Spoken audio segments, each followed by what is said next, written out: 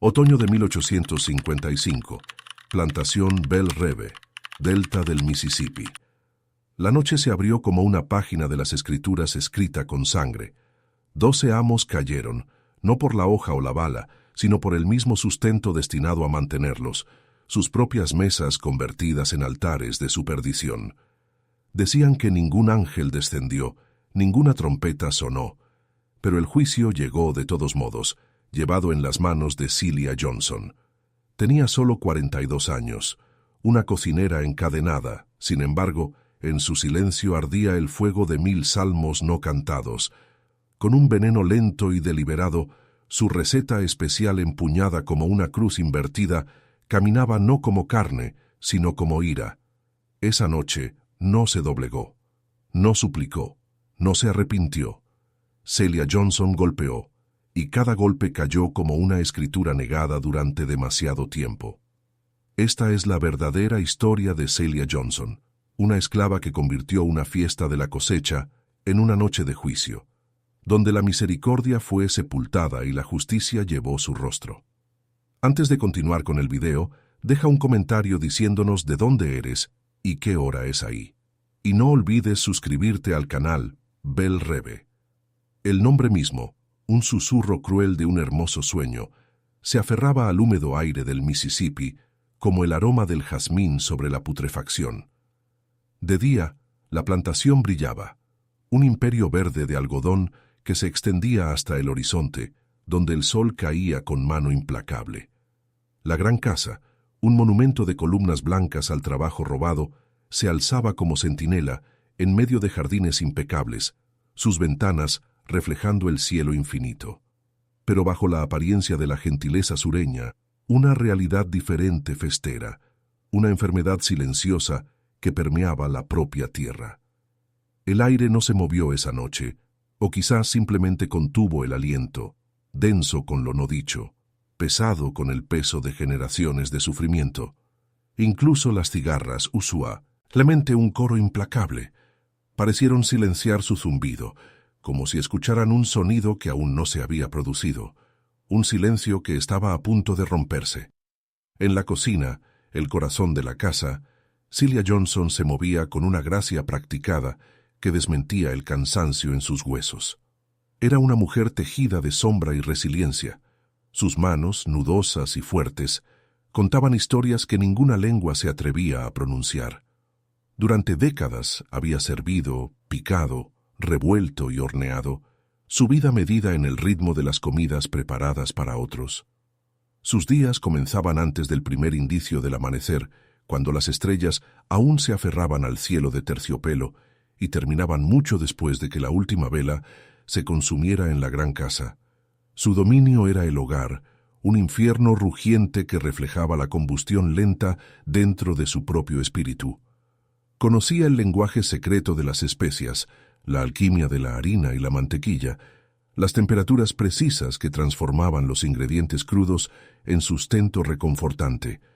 Lo que ellos no sabían era que ella también conocía el lenguaje secreto de la tierra, el poder silencioso de las raíces y las hojas, la amarga verdad de ciertas bayas, la gracia mortal de ciertos hongos. La vida en Belle Reve era un ciclo de trabajo implacable, salpicado de actos de brutalidad casual que carcomían el alma, dejando atrás un eco hueco.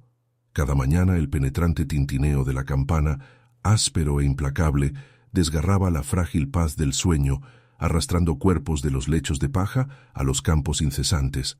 El chasquido del látigo del capataz era tan común como el rocío de la mañana, un sonido que se grababa en la propia trama de la existencia, un testimonio de la frágil sujeción a la vida y la integridad física. El amo Beaumont, un hombre cuyas papadas colgaban con autoimportancia y cuyos ojos albergaban un brillo perpetuo de avaricia, presidía su dominio como un dios menor. Su esposa, la ama Eleanor, una mujer cuyas delicadas manos nunca tocaron nada más áspero que la seda, ejercía su poder con una indiferencia escalofriante. Su voz, cuando se alzaba, una hoja afilada. Los hijos, Thomas, Henry y William, crecieron a imagen cruel de su padre, cada uno más privilegiado, más insensible que el anterior. Un informe de 1852, enterrado profundamente en archivos del condado olvidados, detalla el promedio semanal de latigazos administrados por insubordinación en plantaciones del tamaño de Belle Reve, a menudo superando los 20, con algunos individuos recibiendo más de 50 en un solo día. Estos no eran meros castigos, eran espectáculos de poder, diseñados para quebrar espíritus y reforzar la jerarquía inquebrantable. Celia lo presenció todo desde la ventana de la cocina, los sonidos llevados por el viento, los gemidos bajos, el golpe sordo del látigo, los gritos de los capataces, Jebediah y Silas, hombres cuyos corazones eran tan duros como la tierra reseca sobre la que pisaban. Vio a los niños, apenas más que infantes, puestos a trabajar, sus pequeñas manos recogiendo algodón hasta que sus dedos sangraban. Vio a las mujeres, cuerpos encorvados, sueños destrozados, su dignidad despojada como cáscaras de maíz. Pero algo había cambiado. El lento y latente resentimiento que siempre había sido el compañero constante de Celia comenzó a endurecerse, a cristalizarse en algo más afilado, algo mucho más peligroso que la mera ira. Comenzó sutilmente, un temblor bajo la superficie, una revolución silenciosa en su espíritu. El catalizador, cuando llegó, no fue un solo golpe repentino, sino el corte del último y más precioso hilo de su existencia. Fue la venta de Elara, la pequeña Elara, la nieta de Celia, una niña de apenas 7 veranos, sus ojos como piedras de río pulidas, su risa una melodía fugaz en la desolación de Belle Reve, Elara que se escabullía en la cocina, sus pequeñas manos buscando un trozo de batata, su rostro inocente un faro de esperanza en el mundo cansado de Celia. Elara fue vendida a una plantación de azúcar más al sur, arrancada de los brazos de su madre, del abrazo de Celia, por una suma insignificante para saldar una de las deudas de juego del amo Beaumont. Celia observó, silenciosa e inmóvil, mientras la carreta se alejaba, llevándose el último pedazo de su corazón. Escuchó los gritos de Elara, un sonido que desgarró el aire mismo, un sonido que resonaría en las cámaras de su memoria por el resto de sus días. La madre de la niña, la hija de Celia, fue golpeada por resistirse, dejada magullada y rota en la tierra. Esa noche Celia no lloró. Las lágrimas no vendrían. En cambio, una quietud profunda se apoderó de ella, una calma fría e inquebrantable que era más aterradora que cualquier tormenta. No estaba rota, estaba ardiendo, lenta, controlada, esperando. El fuego que había ardido a fuego lento durante décadas, alimentado por 1000 indignidades tácitas, finalmente había prendido. Ya no era un fuego de dolor, sino un fuego de propósito. Su transformación no estuvo marcada por la desafío externo, sino por un cambio interno, una metamorfosis silenciosa. Sus ojos, usualmente cabizbajos, ahora contenían una intensidad profunda e inquebrantable. Sus movimientos, siempre eficientes, se imbuyeron de una nueva y deliberada gracia. Comenzó a observar verdaderamente, a los amos que siempre habían sido meramente bocas que alimentar, cuerpos que servir. Observó sus hábitos, sus preferencias, la forma en que se movían, la forma en que comían, la forma en que reían, huecos y crueles. Vio sus debilidades, su arrogancia, su ceguera total a la humanidad que pisoteaban. La cocina, antes un lugar de labor interminable, se convirtió en su santuario, su laboratorio, su sala de guerra. El corte rítmico de su cuchillo, el silbido del vapor, el burbujeo de las ollas, estos ya no eran solo los sonidos de la cocina, sino la sinfonía de un plan que se desarrollaba lenta y meticulosamente. El veneno, su receta especial, no fue un descubrimiento repentino. Fue conocimiento acumulado durante toda una vida, susurrado a través de generaciones, oculto a plena vista. De los densos bosques que rodeaban la plantación, recolectó la belladona mortal, sus bayas tentadoras, sus hojas letales. De los rincones olvidados de la despensa, encontró el veneno para ratas, dejado descuidadamente, su potencial ignorado. Conocía las almendras amargas, la dedalera, la adelfa, plantas cuya belleza desmentía su veneno. Comprendía el arte de la extracción, la dosis precisa, los sutiles métodos de ocultamiento. Esta no era un arma de fuerza bruta, sino de precisión insidiosa, un asesino silencioso que reflejaba el sufrimiento silencioso que estaba destinado a vengar. Su lista mental de objetivos era larga, extendiéndose más allá del amo Beaumont para abarcar cada mano que había golpeado, cada voz que se había burlado, cada alma que se había beneficiado de su servidumbre. Estaba el propio amo Beaumont, el arquitecto de su miseria, la ama Eleanor, cuyo frío desprecio era un tormento constante. Los hijos, Thomas, el lascivo, Henry, el brutal, William, el burlón. Los capataces, Jebediah, con su espalda marcada por el látigo, y Silas, cuyos ojos no albergaban misericordia. Y luego estaban los invitados, los propietarios de plantaciones vecinas, los Montgomery, los Caldwell, que venían a Belle Reef para su suntuosa fiesta de la cosecha, sus manos igualmente manchadas por la sangre de sus propios esclavizados. 12 amos, 12 símbolos de un mundo injusto, cada uno un hilo en el tapiz de su opresión. Cada uno juró participaría de su justicia. La fiesta de la cosecha se acercaba, un tiempo de excesos y celebración para los amos, un tiempo de trabajo aún más duro para los esclavizados. Iba a ser el banquete más grandioso del año, una muestra de la abundancia de Belle Reve y la prosperidad percibida del amo Beaumont. Celia se preparó, molió las hojas secas hasta convertirlas en un polvo fino e imperceptible. Remojó las bayas, extrayendo su oscura esencia. Mezcló y probó, su paladar discerniendo las notas tenues y amargas, perfeccionando el arte de enmascarar el sabor dentro de los ricos y complejos sabores de la cocina sureña. La ironía no se le escapó. Consumirían su propia destrucción, servida en bandejas de plata, presentada con una sonrisa. Limpió la cocina, pulió la platería, sus movimientos serenos, deliberados, una sacerdotisa preparándose para un ritual sagrado, aunque oscuro. Si sigues escuchando, escribe justicia en los comentarios, para saber que eres parte de los que nunca se rinden. La noche del festín descendió, pesada y opresiva, pero chispeante con una falsa alegría.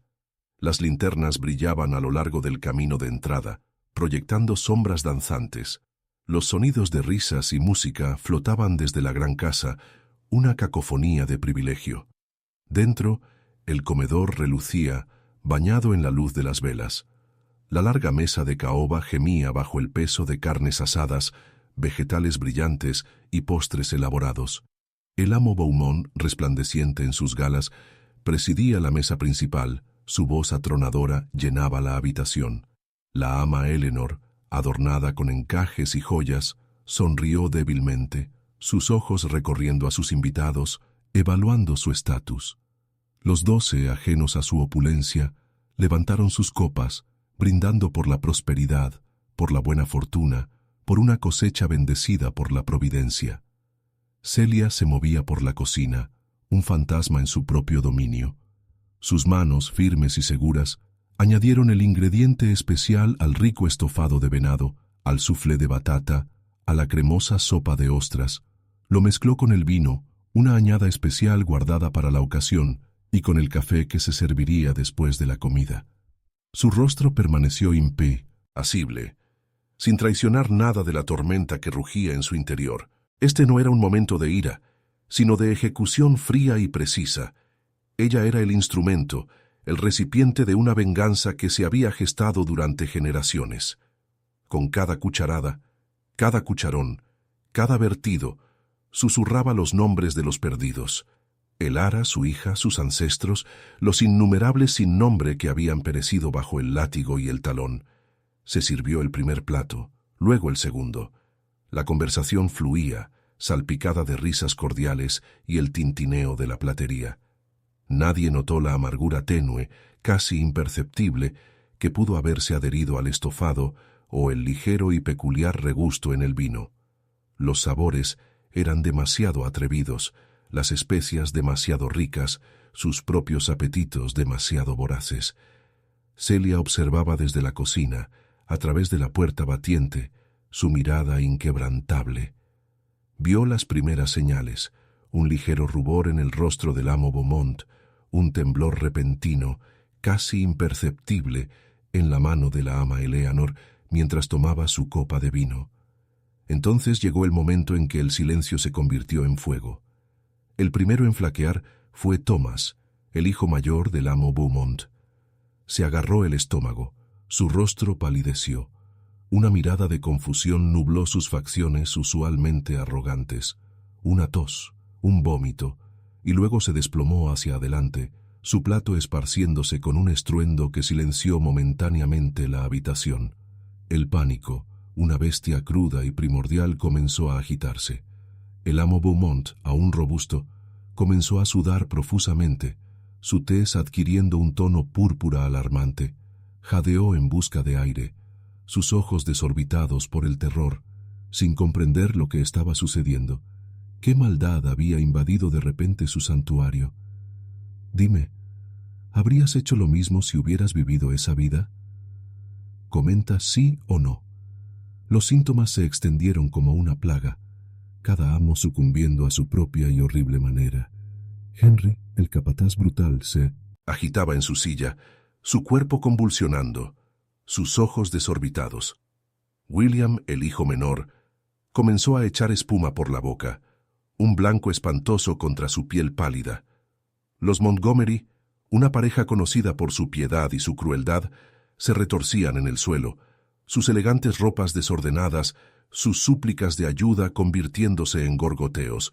Los Caldwell, sus rostros contorsionados por la agonía, se arañaban la garganta, sus últimos alientos sonando como hojas secas en una tormenta. El gran comedor, antaño un cuadro de riqueza, se transformó en un osario, un grotesco ballet de sufrimiento. Celia permaneció en el umbral de la cocina, su figura nítida contra la luz parpadeante, una testigo silenciosa de la justicia que había orquestado. Su corazón, durante tanto tiempo un tambor de pena, ahora latía con un ritmo constante e inquebrantable. No sintió triunfo, ni alegría, solo una paz profunda y desoladora. Los gritos, los gemidos, los jadeos desesperados, estos eran los sonidos de la escritura siendo reescrita, de deudas saldadas por completo. Uno por uno, los cuerpos se desplomaron, sus vidas extinguiéndose como velas en un vendaval.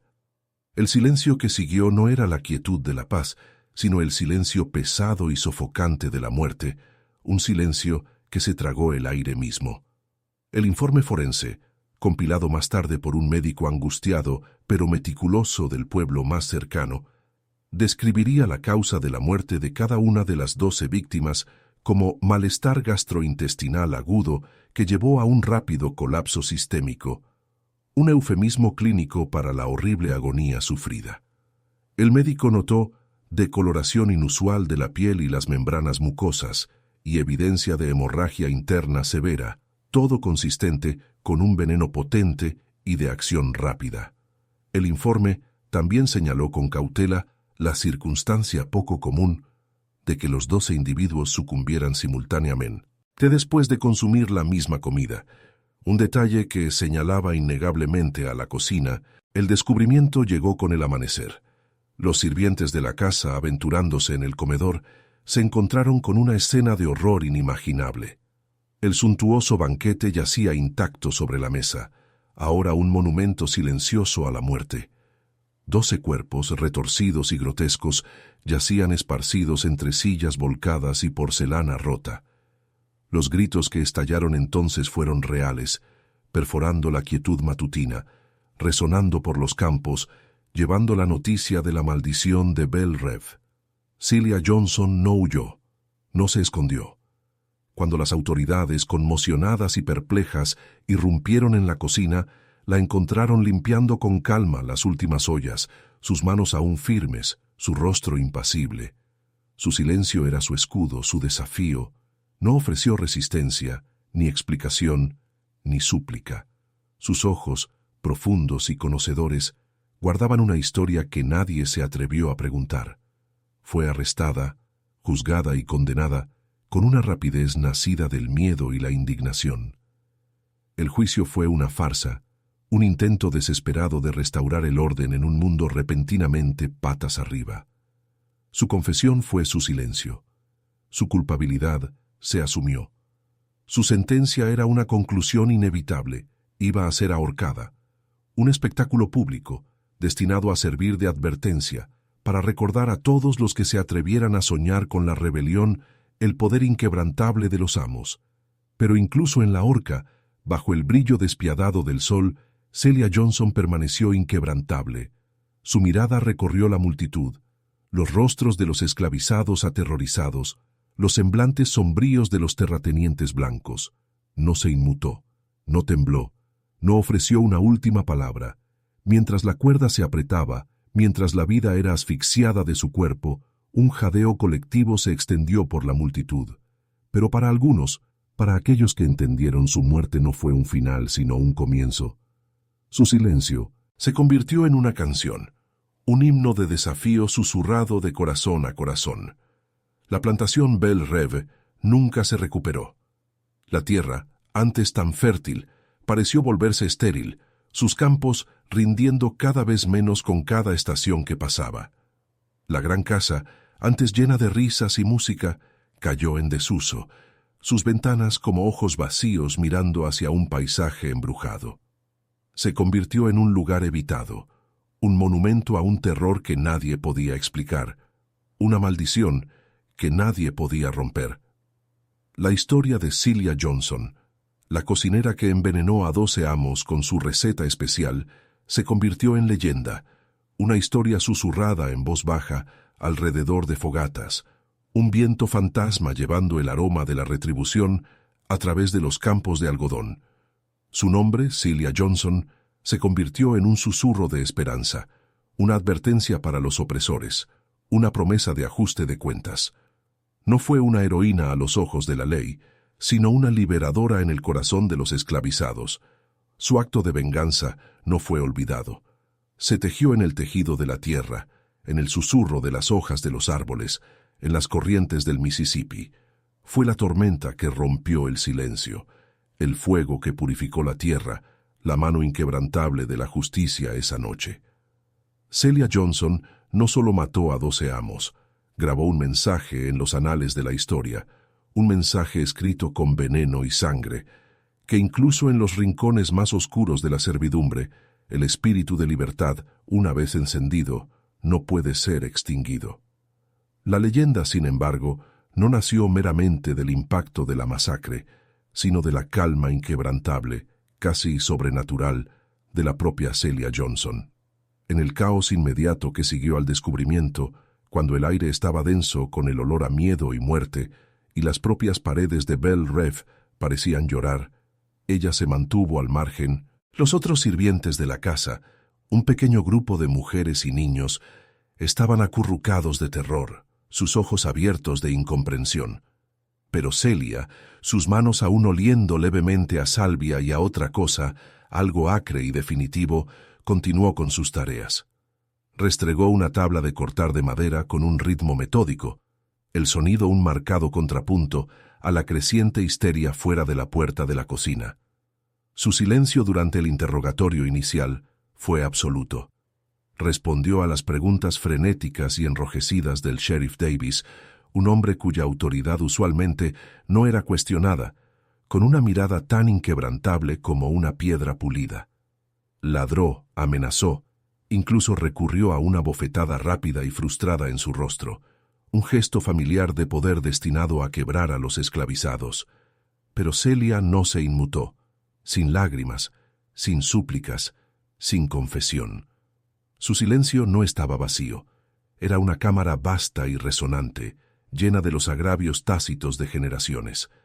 Era un lenguaje que no entendían, un desafío más potente que cualquier maldición gritada. El juicio fue una grotesca parodia de justicia, un rápido descenso al teatro legal, diseñado no para la verdad, sino para el control. Tuvo lugar en la capital del condado, en un juzgado sofocante, donde el aire se sentía pesado, con el olor a madera vieja y el prejuicio tácito. El juez, un hombre corpulento llamado Abernathy, cuyo rostro estaba perpetuamente enrojecido de indignación, presidía con un aire de certeza absoluta.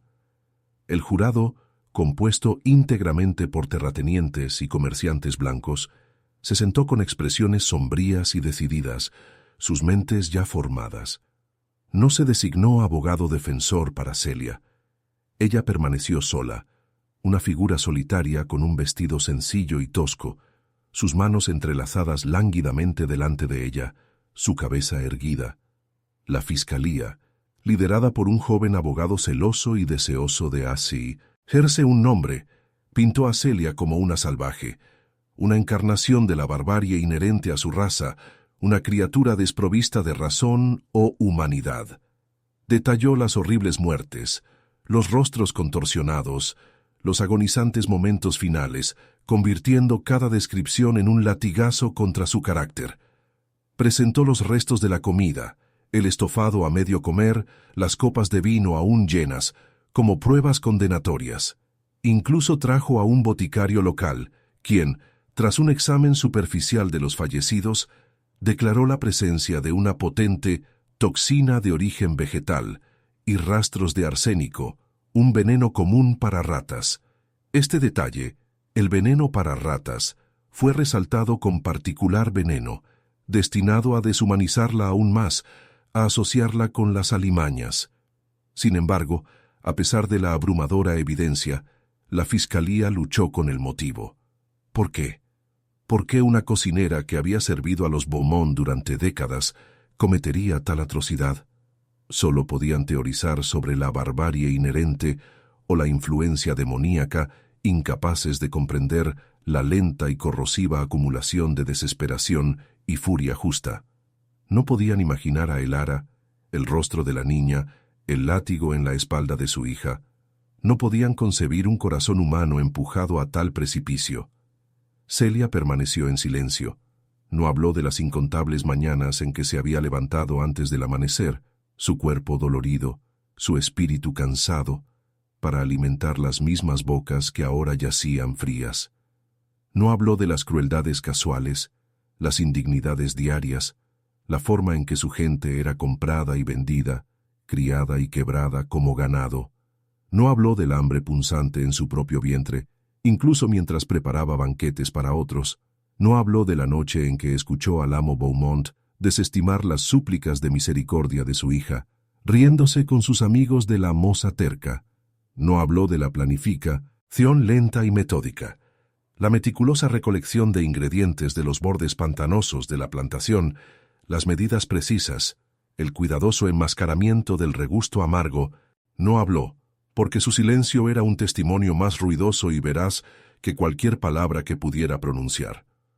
Su silencio era el rugido del río, el susurro del viento, la verdad innegable escrita en la sangre de sus opresores. El veredicto se alcanzó en menos de una hora. Culpable. La sentencia fue inmediata. Muerte por ahorcamiento.